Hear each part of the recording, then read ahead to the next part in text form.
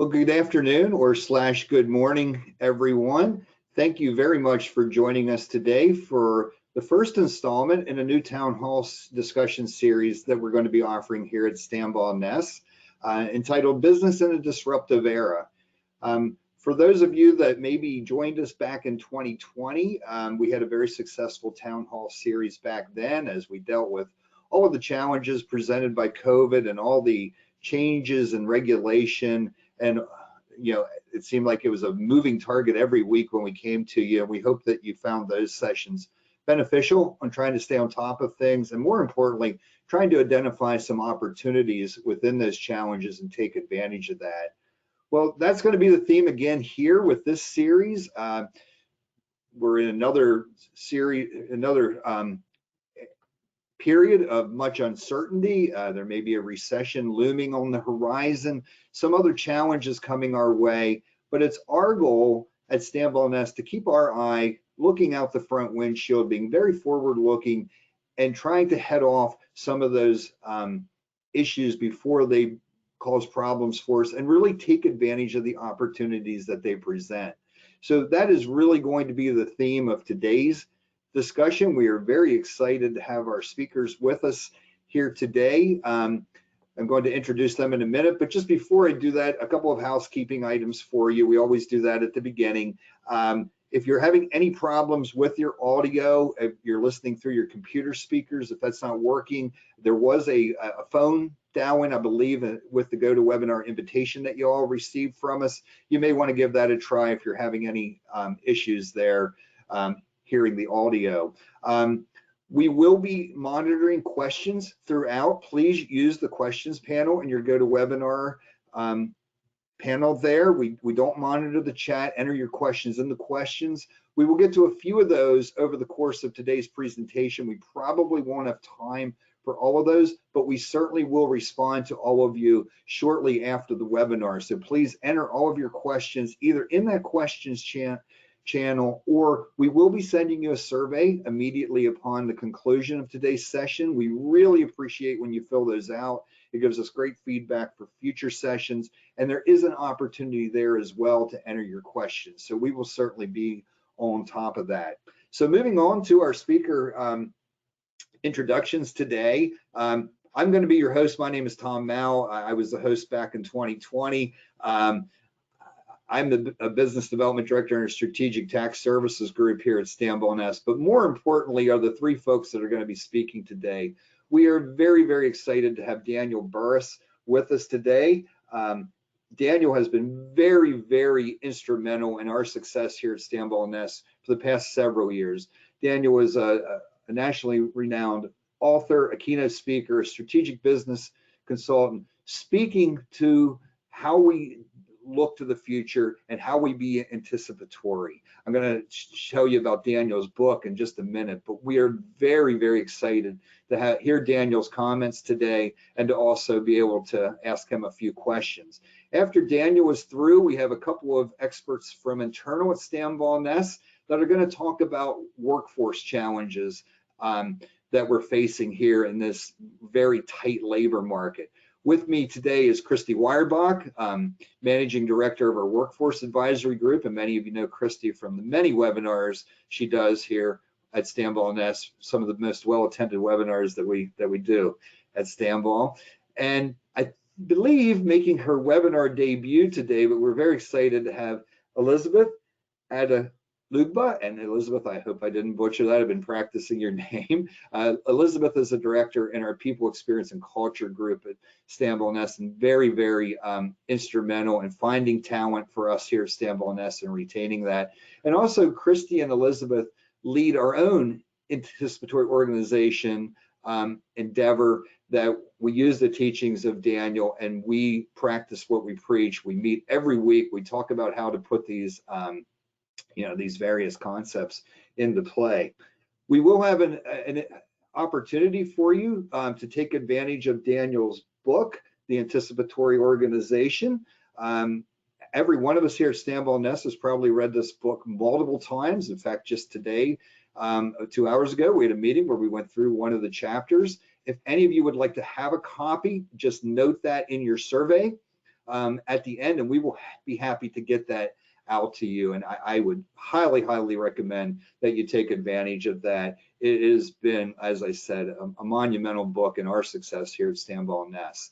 So before I bring Daniel on, we have a short video that we're going to play to give you a little bit more background on Daniel's message today. And after that, we'll get started. We welcome Daniel Burris, who is considered one of the world's leading technology forecasters and disruptive innovation experts. Over the past 30 years, he has established a worldwide reputation for his exceptional record of accurately predicting the future of technological change and its direct impact on the business world.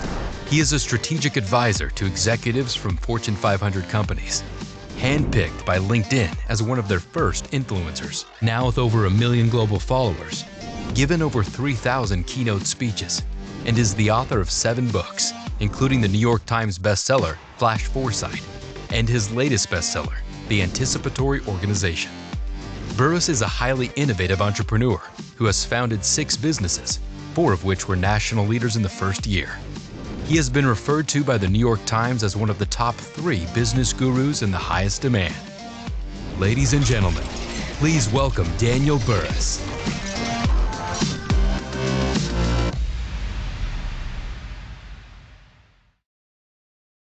And without further ado, I am going to turn it over to Daniel. And Daniel, we're certainly excited to hear your message.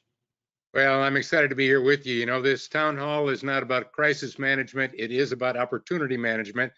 It's not just about reacting to the changes that are taking place. Better yet, it's learning how to anticipate them. And that's what I want to get us started with and help us to think through. We've got a lot of challenges today, as we all know. Again, looming recession. In some cases, we may feel we're already in it, or maybe it'll get worse, maybe not. There's ifs and maybes there. We have hiring and attracting and retaining talent is an issue. We've got technological change as an issue. We've got all these issues taking place, creating massive amounts of uncertainty. Let me give you an insight about uncertainty. Uncertainty does not give you confidence. Uncertainty does not give you the confidence to make a bold move. And a lot of people would say the only thing we can be certain about is death and taxes. Yet I would disagree with that. For example, can an astronomer tell you in March of 2040, the exact day and moment we'll have a full moon? Sure. And the stock market, if it goes up, will it go up forever? No, it'll go down. By the way, will it go down forever? No, it'll go up. I'm giving you some examples of cycles. And economists use cycles to predict the future. That's their main tool for predicting the future. And there's over 500 cycles that exist. Weather cycles, business cycles, biological cycles, there's even sales cycles. By the way, I like to have the sale completed before the cycle begins. In other words, I use cycles to my advantage, and you do as well. But here's another kind of change. And economists don't have training in this, but I'm going to give you a little short training in it right now. And if you take advantage of what Stanball Ness has offered and giving you a copy of my book, you'll find out a lot more than I can give you in this short amount of time. But there are cyclical changes, but there's also what I would call permanent linear exponential changes. They're all one. Linear in that they're not a cycle going back and forth like the let's say any of the cycles, my sales cycles that I mentioned, or whether economic cycles. Now, once you get a smartphone, you're not going back to the dumb phone. That is not a going back. Once you are in India and you get refrigeration for your home, hey, you're not going back. Once the people in India park their pedal-driven bicycle and go to a car, they're not going back to the pedal-driven bicycle. So things, these are changes that take place that are unbelievably powerful and give you the ability to see the future more than you think. So based on 40 years of research, and believe me, this is being used by the Pentagon. I'm on their futures group. It's being used by the Googles and the Amazons, but it's also being used by Stanball Ness and many other companies. And I want you to use it as well. And that is a way to see and find certainty. Because unlike uncertainty, strategies based on certainty have lower risk. And when you have certainty, you have the confidence to make a bold move. So in a world of mass uncertainty, I have to ask myself, what am I certain about? Because certainty gives me actions that I can take. All right, so let me help you with that right now, giving you a little bit of a crash course. There is no shortage of trends. Not at all. Matter of fact, it's easy for me to predict. Every year around December and January, we'll get a whole bunch of new trends. All right, the problem is which ones will happen and when. Well, again, based on 40 years of research, I've come up with an answer to that. So instead of saying I'm the only guy with the good trends, forget everybody else's, what I've done instead is given you a way to separate the wheat from the chaff. I'll just show it to you right now. For example, we have two types of trends. All trends can fit into one of two categories. They're either a hard trend based on a future fact that will happen. Now, what that means is it cannot be changed. It will not be changed. Okay, so that's a future fact. I'll give you some examples in a minute. That's a hard trend. A soft trend is based on an assumption about the future that may or may not happen. Now, it didn't say it won't happen, but it doesn't have a lot of certainty, does it? If it may or may not happen. And I love both hard trends and soft trends. What do I love a soft trend for if it may or may not happen? Because if you don't like it, you can change it. All right, if you don't like it, you can change it. Ooh, I like that. What do I love about a hard trend? Because it's based on a future fact. It's a certainty that will happen. It lets me see disruption before it disrupts, so that disruption becomes a choice. How would you like disruption to be a choice for you? I wish I had to do that. It also lets you see problems before you have them. I mean, how many times have you said, I knew that would happen? And I would say, then why did you let it? But if you could predict accurately problems that you're going to have before you have them, what would you want to do? Pre-solve them so you could move forward faster. You can do that. So we have hard trends and soft trends, and they both have opportunities. Because in today's world, and disruption is part of the name of this town hall, you will either be the disrupted or the disruptor. There is no middle. All right, Thomas was mentioning in the beginning of this, in 2020, we went into this COVID mass disruption. And what did it do? It forced us all to go digital. It forced us all to go virtual at every level. What did that do? It dramatically accelerated the pace of exponential change beyond exponential. Beyond exponential. E-commerce accelerated 10 years in less than 1 year. Well, I mean, we could do e-commerce before, but when we were all locked down, remember back in 2020, the streets were empty. Hey, we were buying online. Schools, what were they doing? Virtual. What were doctors' offices doing? Virtual. Cloud adoption. All of those things. As a matter of fact, I've got over 20 that I've been tracking, excuse me, and they have gone beyond exponential. When change is going beyond the doubling of exponential, and by the way, it ain't slowing down, you've got to make disruption and change your best friend. Because if it's not, it's going to be your worst enemy. So let me give you some examples of hard trends, certainty. There are three categories. One is demographics. For example, there are baby boomers. By the way, chronologically, they're not going to get younger. They're going to get older. And we could predict a lot of problems and pre-solve them, knowing an aging workforce, or we can let those things happen. For example, you might say to yourself, we've got a lot of people that we know will be retiring, and they're going to take their knowledge and wisdom with them. All right, that is two trends mixed together. I'm going to give you a little advanced course here in a few minutes, in this just few minutes that I have with you. If someone has a trend statement, like I just said, a lot of our people will be retiring, taking their knowledge and wisdom with them. Look for a comma or the word and you know what you'll find? There's a hard trend and a soft trend. You got to separate them. In that statement I just gave you, a lot of our experienced people will be retiring soon. Hard trend.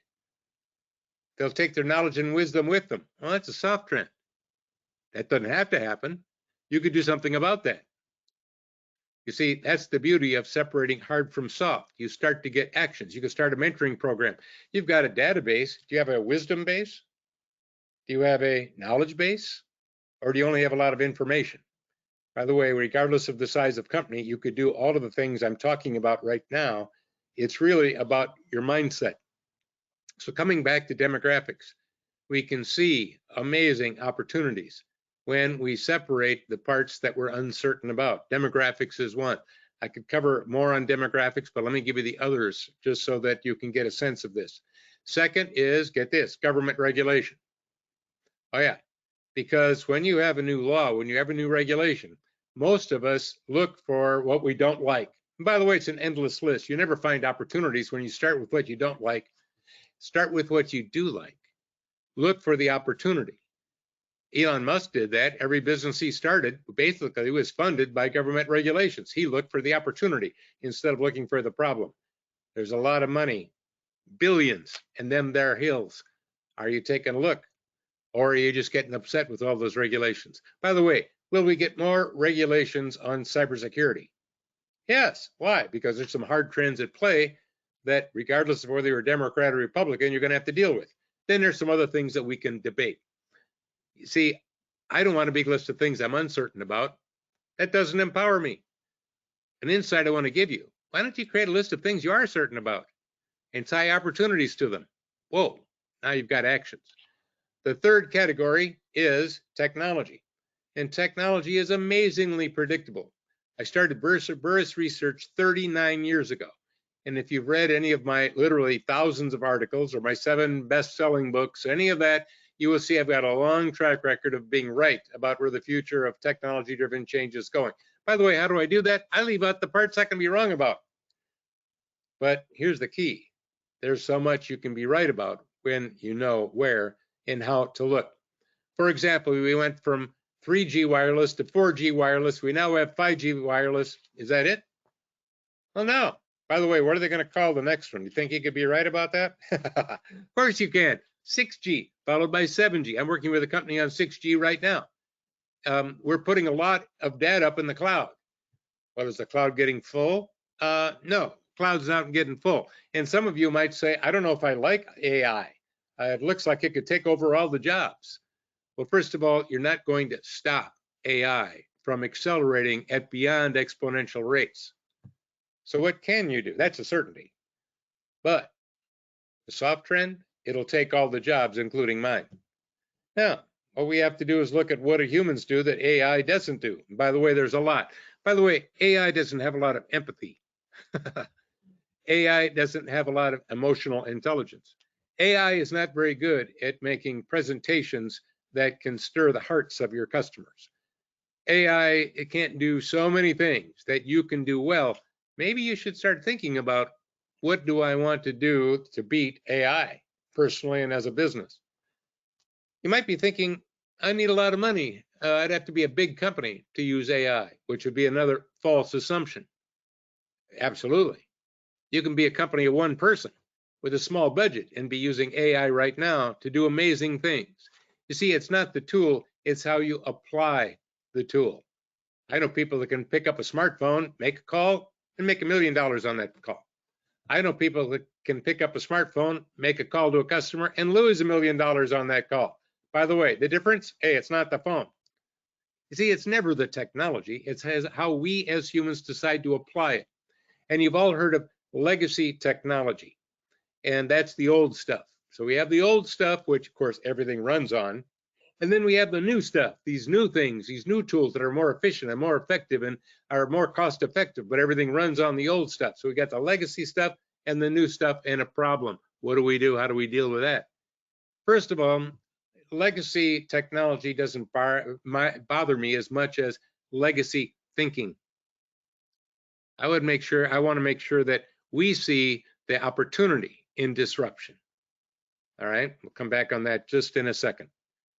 So what I want to do is look at my legacy technology, my new technology, and ask myself, how do I integrate the old with the new so that the integration has more value than the old or the new? That way I have a pathway going forward. So I don't have a lot of time with you right now. I do want to encourage you, by the way, to get that book. We're not selling it to you. Sam Barnes is giving that to you. It's a bestseller. I think you'll find out why. I'm not here trying to sell you a book. I'm here trying to sell you on reading that book because I think it might be very useful for you.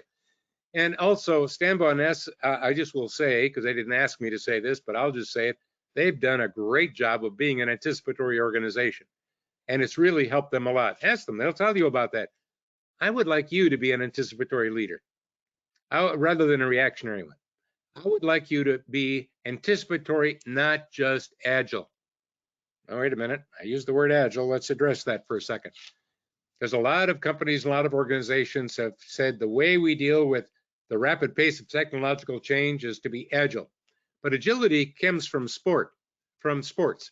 The faster you can react to a problem or a disruption, the more agile you are, the better. The faster you can react to a problem, the better. Or a new technology or a competitor, the better. That's agile, which is a reactive strategy. And by the way, I want you to be agile.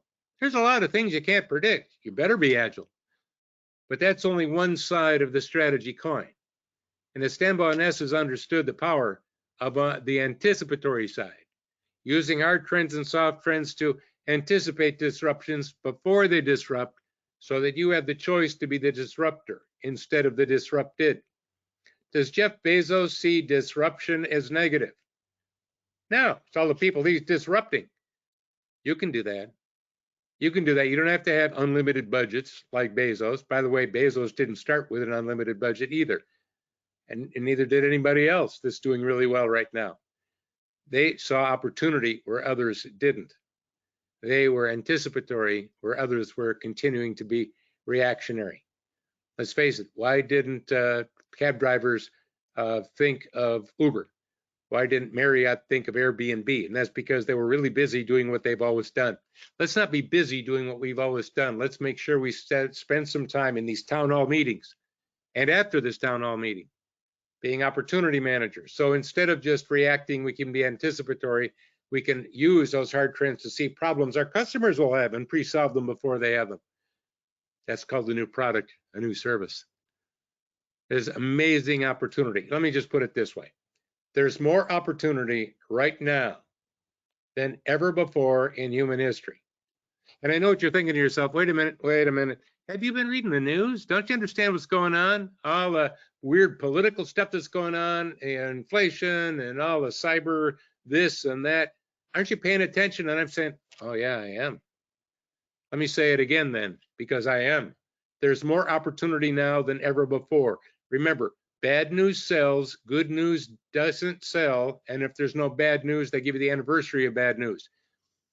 Let's turn down the heat on all the bad news we're getting so that you can spend a little more time turning up your information on the amazing opportunities, whether you're a manufacturer, you're in design, architecture, I don't care what business you're in. Let's be opportunity managers. All right, I'm going to end this right now and see if we can take some questions.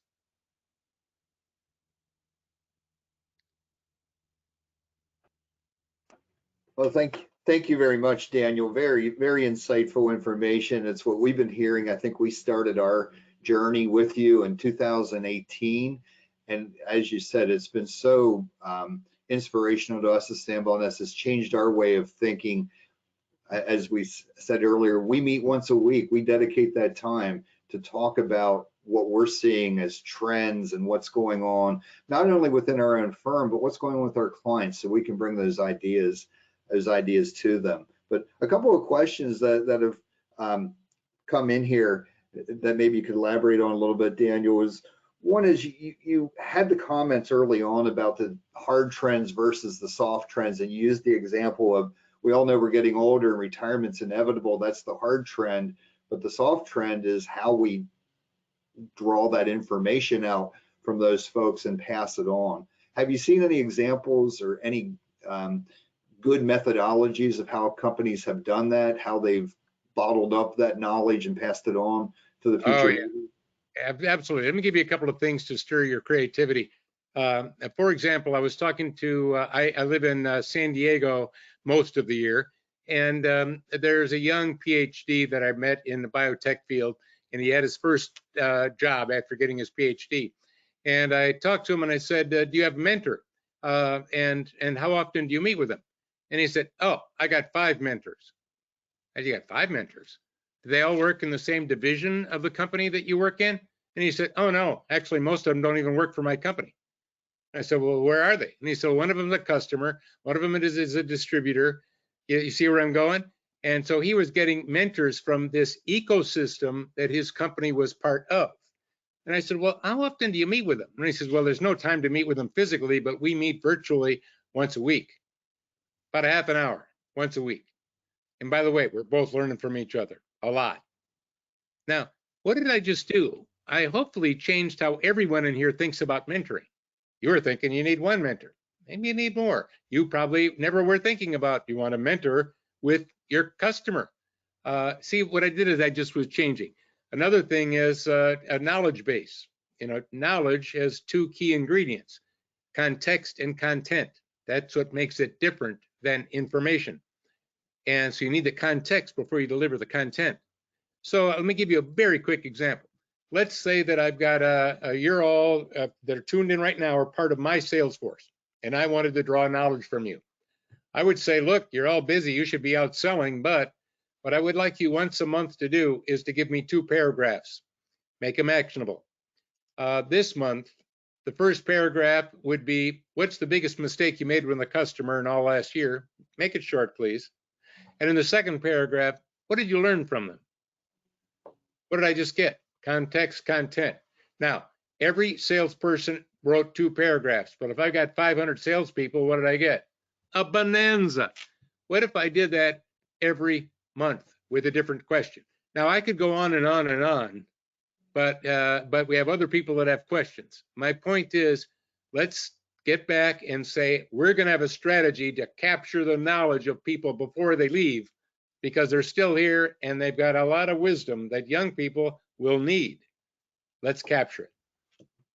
And I really like one of the comments you made there early on, Daniel, when you talked about having the multiple mentors and they may not be within your own walls. And I think that opens up people's thoughts. And I know there's another concept in the book that you talk quite a bit about, and that's the difference between collaboration and communication. And even I know in our firm, that's opened our eyes quite a bit, that, a lot of the services we provide are maybe additional services that we've learned not to collaborate with other providers of our clients, to not be competitive with them so much, but to work for the greater good of our client. Can you talk a little bit there about the difference between collaboration and communication? Yeah. As a matter of fact, really what we're doing is separating collaboration from cooperation and communication from informing. And so let's just think just a little bit about cooperation is, I've got to work with you, and since I have to work with you, I'm going to protect my piece of the economic pie. So I'll do what I have to do to cooperate. Collaboration is about how do we work together to create a bigger pie for all. And I think that's what you're getting at, is working together to create a bigger pie for all. That's collaboration. Also, we do a lot of informing. I sent you the PDF, I sent you the email. Of course, I don't know if you read it, I don't know if you paid attention to it, but informing is different than communicating. So if we can elevate our level of communicating and elevate our level of collaborating with the entire ecosystem that we work within, we can achieve great things. One more little comment that goes with what you were getting at there, and I know this is another main part of Stambaugh Ness that you've been really working at, and that is to evolve beyond success to significance, because success is about you. On a personal level, it's about the number of degrees we have, the kind of, the level of the house we have, how much money we make, all of those kind of status things.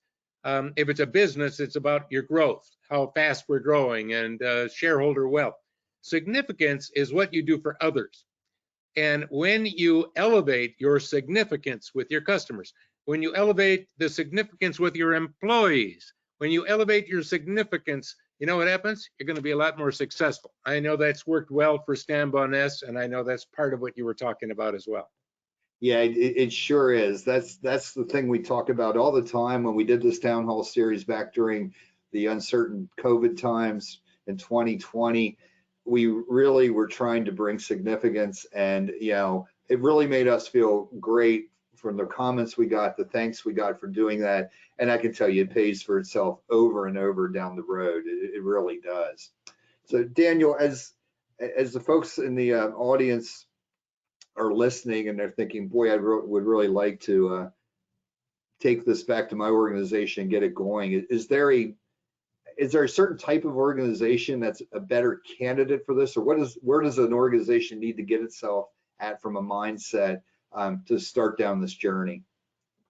Well, what I found is that organizations that are in really deep trouble tend to be so locked into crisis management that they can't even imagine being anticipatory.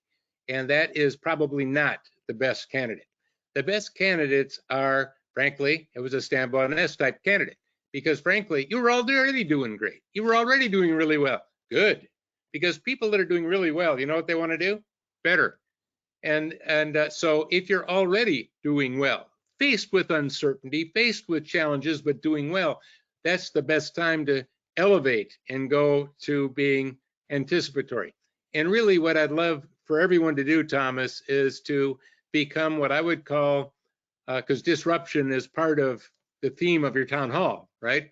Is to be positive disruptors, creating the transformations, not the changes, the transformations that need to happen to elevate your relevancy in the marketplace, to accelerate innovation and profitable growth, because we can have growth, but frankly, I'd rather it be profitable growth. And that means we have to disrupt ourselves to start with. You know, how do we disrupt? You know, I think it's an interesting thing. The ability to unlearn is becoming more important than the ability to learn, because we dragging along a lot of baggage and some of it's not relevant anymore. What if we got rid of all the irrelevant baggage we're dragging along and only dealt with the things, looking to the future, not the past, that are becoming more relevant? Actually, you'd free yourself. You'd have more time to do the relevant stuff instead of getting bogged down with the irrelevant stuff. So that's another little insight, is to ask yourself after this town hall, what am I doing that is becoming less relevant? And what are the new things that are more relevant, so I know what to do less of? Yeah, you made a comment in your talk that really resonated with that, when you talk about we're all busy, but we're busy doing what we've always done, and we don't carve that time out. Do you have any examples of where you've seen some really great breakthroughs where someone broke away from that legacy thinking? You know, maybe someone, it was a challenge to get there. And I know one of the concepts in the book to do that is something called the time travel audit. So I don't know if maybe that's a way to break through. Well, as you know from the book and from the learning system, the anticipatory leader and organization learning system that you've used, there are 28 lessons in there. Because again, what I think you all heard in my introduction is I've started 6 companies, 5 were profitable in the first year, 4 were national leaders in the first year. So really, I'm not a guy that just writes books and does consulting. So what I'm really doing is teaching what I've learned and what I know works. And when people apply it, it can be quite powerful. So there are smaller companies I know that got into being anticipatory and saw the future and started seeing, all right, I know this is going to happen. I know this is going to grow, and I know my customers can't do that right now. But there's an easy way for me to get that started, have be a new offer, and grow. And I've seen companies grow by doubling doing that. I mean, I have many, many examples. I hate to name company names, but it's a process that does indeed work. Absolutely. Matter of fact, very quickly, in my book Flash Foresight, that was before Anticipatory Organization, I have a little thing at the end of that book called The Experiment. And it'd be great if you haven't read that book yet, that's another really good one. And what I did was, when I was writing the book, we had a recession. That was back in 2007, 8, right? And I thought, while I'm writing the book, why don't I apply the principles of the book, which did have hard and soft trends in it? Why don't I apply those principles to starting a business with the idea of I'm not going to spend any money and I'm not going to hire any employees, and see how good it does. And by the way, I was busy at the time. I gave 100 speeches around the world that year. I was consulting with the Pentagon, and I was writing a book. So it wasn't like I had spare time. And it took 8 months to generate 1.1 million a month in recurring revenue. Now, what did I do? I created the first mobile real estate app because it didn't exist. But you see, I looked and I asked myself back then, we had this thing called the smartphone, fairly new at the time. The only business app was making your phone look like a beer, 99 cents. And I thought, will there be business applications for this thing called a smartphone? And I thought, oh, hard trend. So I started doing some research, came up with a number of things that I knew it could do.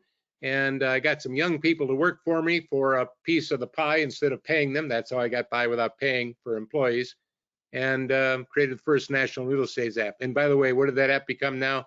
If you use Zillow, you'll know what it became. Wow, that is a great story. Well, Daniel, I think we have maybe time for one more question, and we'll just make that one maybe some advice for the folks in the audience today. Certainly, we're offering the book to them, and I see in the chat there's already people saying they want to copy that, so that's great news. And as they read that and they're inspired, any other advice on what message they might be able to bring back to their peers or their management team to spread the word here? And obviously sharing the book's a great place to start.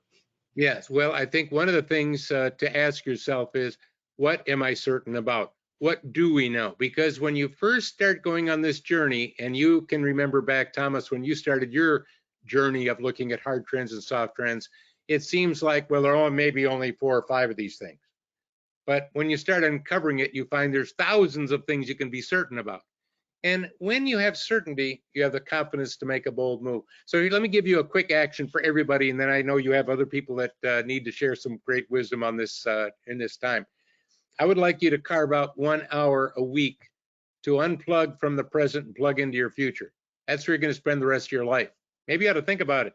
And in that hour, instead of all the things you don't know, why don't you look at the things you do know, the things you are certain about, find an opportunity and make it happen. And I think you'll see being a anticipatory leader pays off.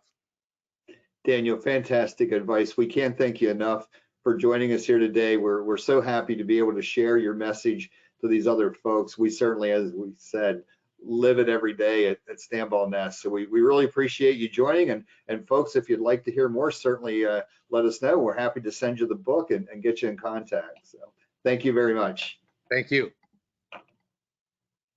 Okay, we're going to move to the next step here and bring Christy and Elizabeth on screen. And we're going to have a little bit of discussion here, a little bit of Q&A with Christy and Elizabeth of what they're seeing in the current workforce. We know, I'm probably not going out on a limb here to say almost all of you on the call today are probably facing some challenges with your employee force and finding folks and keeping them and all of that. So just a couple questions I'll throw your way. I think maybe start with you, Christy, and then let Elizabeth weigh in. But first question is, as we typically enter into difficult times, when recession comes, the first reaction of many companies is to cut cost. And a lot of times that biggest cost item is, is your employee list, and people lose jobs during that time. Right now, that may seem even crazy to even think about, as hard of a time as we're having finding people. But if things do turn, what kind of advice do you have as we go into a decline in that regard? Is that really the best thing to do? No, I'd say start planning now. Assume that you're going to be faced with the decision to have to maybe reduce your staff a little bit. And so start thinking about, who are those low performers? Do we know who they are? And certainly, I think a lot of times people might look at the top of the organization, the heavier salaries, or maybe those people that just recently joined with the least amount of years of experience. But I would also encourage you to get creative. So think about those people that are looking to retire soon. Is there an advantage for them to maybe just scale back a little bit and help you save some cost in the short term, but then maybe scale back up, or just continue to share their knowledge and wisdom with the organization? So I'm going to challenge you to apply one of Daniel Burris's techniques, and that's to go opposite. Think from a different direction and see if you can get creative. So last thing you want to do is set aside some really talented individuals, because it's going to be super hard to get them to come back when you start thriving again and business picks up. So Elizabeth, what did I miss, or what have you seen might be some additional ways to go through potentially a difficult period over the next 6 months to a year?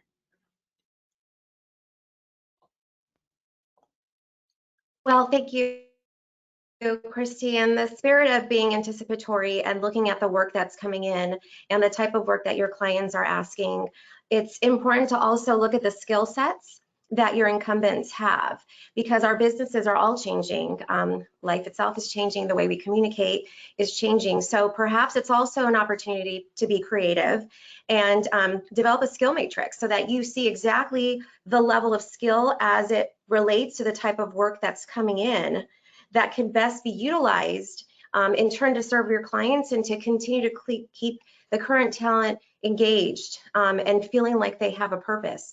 Because a lot of times we have staff that have the same skill level that they've had for very many years. And as we move away from some of that skill, they start to feel that there's less of a purpose. And that could lead to so many other things. So in being creative, also look at the skill level and the type of work that you're providing to your clients. Yeah, that's great advice, Christy and Elizabeth. And I like that concept of going opposite, because as Daniel told us, these are trends, but they're very cyclical. They will change. And boy, if you let that good talent go, it's hard to get it back. So that kind of leads me to my next question. That was a great setup, Elizabeth. What kind of strategies are you guys seeing that companies maybe best practice to elevate their retention? Because right now there's a lot of movement, a lot of poaching going on out there. Yeah, absolutely. So employees want to have meaning in their work, and they want to be connected to an organization or to the type of projects or products that they're working on that are aligned with their belief system, their core values, and what are their passions? What intrinsically are they motivated by? Because then naturally they're attracted, excited, engaged, and really want to put forth that best effort. And so that's where I think organizations could elevate what they currently do. Is talk to your people about, why do we do this? Why do we get up every day and perform these services or produce these products? And how does that connect to the work that each person within the organization actually performs day in and day out, and get them excited about that? So then some of those other noises out there, compensation, benefits, etc., aren't as loud screaming in their ear, as they too are going to potentially see some difficult times as well. Elizabeth, what else? So on the side of having purpose and meaning, which leads to that intrinsic motivation with the employees, when you communicate, not inform, right? But as Daniel mentioned, collaborate, get to know them, talk to them, learn about what they want to do and what they want to grow into doing. There's an opportunity to collaborate cross-functionally. So at the organization, we have different practice areas where we have found that perhaps one person who is just really strong in that practice area does add value and can help benefit the needs of the other practice area. And now we've just created this bridge for them to begin that cross-functional collaboration, which in turn helps the organization from the engagement level, but that also gets brought forth to the client, because they're going to see, wow, that's great. We're all working together and we're really utilizing all of our skills and efforts. And how do we know that? Well, we know that because we're communicating with one another. So it is that full circle that is just really engaging from both the client and internal employee experience. Yeah, and let's kind of come full circle on that. We talked about how to keep the good people, but inevitably you're going to need to add. Companies are growing. We heard about the hard trend of demographics, that people are moving out of the workplace. So we have to be replenishing the worker supply as well. So what about on the other side, on the recruiting side? What are some good things we could do? Yeah, very similarly to the strategies with retaining people, is talking more about, what do we offer as an organization? So what type of meaningful work can they expect? What type of challenges would they be excited about? Is there a lot of variety or complexity? And most importantly, know your audience. Who are you actually trying to hire? And understand, thinking about what Daniel Burris had said, as you think about their generation that they might be in, not that we're stereotyping, but there might be something specific based on the season that they are in their life that might be more meaningful. And if we understand that, we can speak to it and then connect the dots for them as to, okay, this is why our organization is going to help you fulfill some of those things you're looking to achieve. Elizabeth?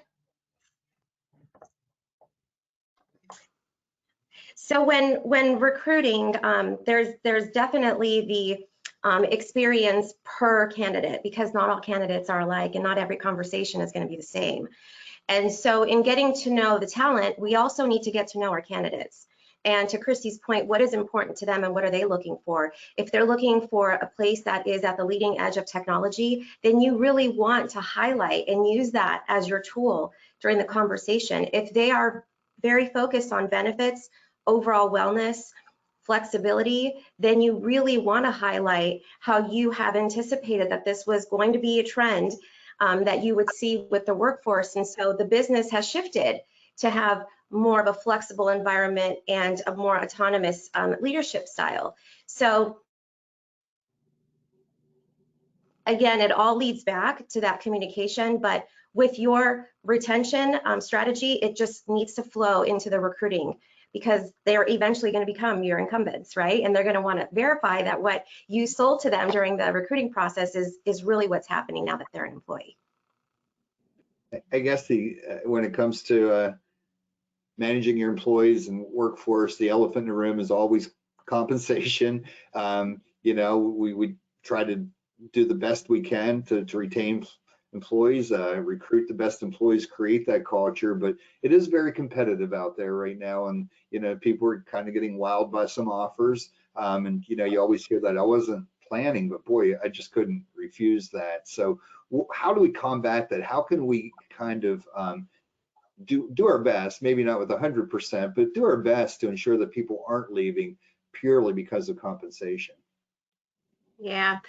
One thing that I'd like to just say about the current landscape is that some of the larger organizations are paying stupid money, and I think it's out of desperation, because their turnover, if they have 50,000 employees and they have a 10% or 20% turnover, they're looking at hiring thousands of people each year. So I think those organizations too are ones to watch, because those might be the ones that have to scale back and do some massive layoffs. So keep them in your wings. But one of the most important things that we can do is, one, understand our compensation philosophy as an organization.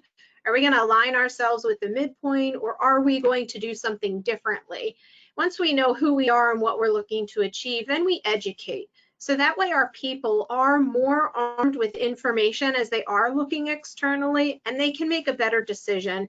And certainly we can't compete necessarily with some of those huge organizations, but that's where some of the other things that you do offer, as far as the type of work and so forth, has to be entered into that conversation. So I wouldn't react largely in the moment to some of these compensation, because I think that's going to change. I don't have proof, but that's my gut instinct. And Elizabeth, I'm anxious to hear too what you have found. Is there anything else in your conversations with people that are coming to Stanball Nest or have been with us for a while? Yeah, leveraging data is something that is very useful. In fact, now that we've at Stanball Nest implemented an HRIS, we've made a lot of the processes that are traditionally done through PDF attachments and emails and multiple conversations.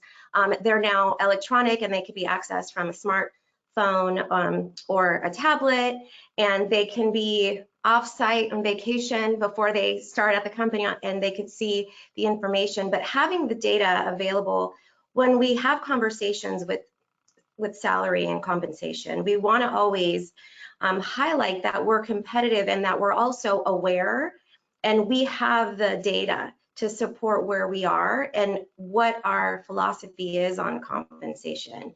And a lot of times employees and candidates on both sides, they really understand when you go deep with them on what is the company strategy on compensation? Where do you land? And when you're looking at the whole package, what does that include?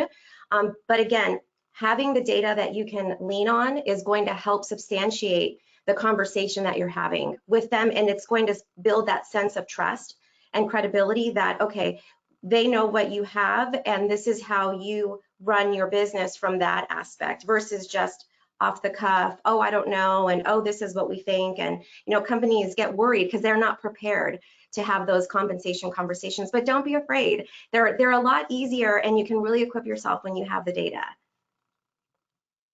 Maybe one last question as we start running up against the hour here, maybe to tie all this together. I mean, we've certainly talked about how do we retain people, how do we get new people, how do we develop that culture that we want people to stay, that compensation is not just the only factor in why you work where you do, that it's a pleasant place to work. And along that vein, I think most people want to learn and grow. They want to grow both professionally and personally. And probably now more than ever, it's important that we focus on that with our employees. So what do the two of you recommend that we be doing right now over the next 12 months to help, kind of turn up our game on that? Yeah, absolutely. So as organizations are thinking about where they're headed, what's your growth strategy, and what are the services and products that you're going to look to continue to provide and or introduce, what are the skills that are needed to be able to successfully do that? What's the level of knowledge or expertise or the experiences that are required? Do you currently have that on your talent bench, if you will? And if not, well, then we need to make sure that we bring it in as soon as we can. But then also just looking at your current workforce, the skills that you do have, what opportunities are there or gaps that have to be filled as you start thinking about some of the people retiring, as Daniel Burris had said, as you have people stepping into new leadership roles. One of the things that I would challenge all of you to take a look at, think about the impact of change, right? We've certainly seen a lot of it. It's not going to stop or slow down. So as you prepare for the next 12 months, anticipating that you're going to have to go through some level of change again, think about, are your leaders really prepared themselves to navigate that change? And then also, how can they be the best support system to their teams? So I will leave you with that and hand it to Elizabeth to see what else that she would suggest that you focus on here in the near term. Thank you. Christine, you mentioned something at the beginning, and you talked about starting now, right? To look at what needs to happen should things shift and we have to make difficult decisions. And as we're looking at the talent and we're evaluating the different skill level, there's also opportunities to promote within and fill some of those gaps or the anticipation of new work coming in from our existing talent, and then perhaps backfill that existing talent. Sometimes that is an easier and a more motivating and rewarding path to take, because you're now investing in the professional development of your talent. So that checks that box of retention. And then from a recruitment aspect, because you already have someone with that tribal knowledge in that role, it's going to make the onboarding and the on-the-job training even more exciting for the person coming in. And perhaps it could even save money, because depending on the skill level and the type of service that the client needs, it could just all work itself out to where you're not losing so much time on that search to find that candidate when you have that skill that just needs a little bit of development internally. So that's my suggestion with that. Christy, Elizabeth, thank you very much. Great advice. Everyone listening, if you have any questions for Christy or Elizabeth, please also go ahead and enter them in your survey. Again, we really appreciate if you would fill the survey out at the end. Again, if you would like a copy of Daniel's book, just note that as well, and we will have that on the way to you. I also, before we depart, wanted to let you all know about the next installment of our series. That's going to be coming up on October the 24th. We have another great outside guest speaker joining us that day, a gentleman by the name of Anirban Basu. If you're not familiar with Anirban, he is a world-renowned economist. He's going to be talking about, what we're seeing in this very turbulent economy today. Not necessarily just, reciting what has happened, but really, again, in the spirit of anticipation, looking to what he's seeing that's going to be coming down the pike. By the time we get to October 24, we're going to be pretty close to those upcoming midterm elections, which we know are going to be quite important in shaping where we go as a nation going forward. So be on the lookout for our promotions on that. We hope you all join us for that one. We hope this was beneficial for all of you today. You will get a copy of today's presentation and a recording of it. Christy and Elizabeth's contact information is on a slide there, as well as Daniel's. If you would like to reach out to any of them, we certainly would welcome you and encourage you to do so. So again, thank you all for joining us. I hope you have a great rest of your day, and we'll see you again next time. Bye now.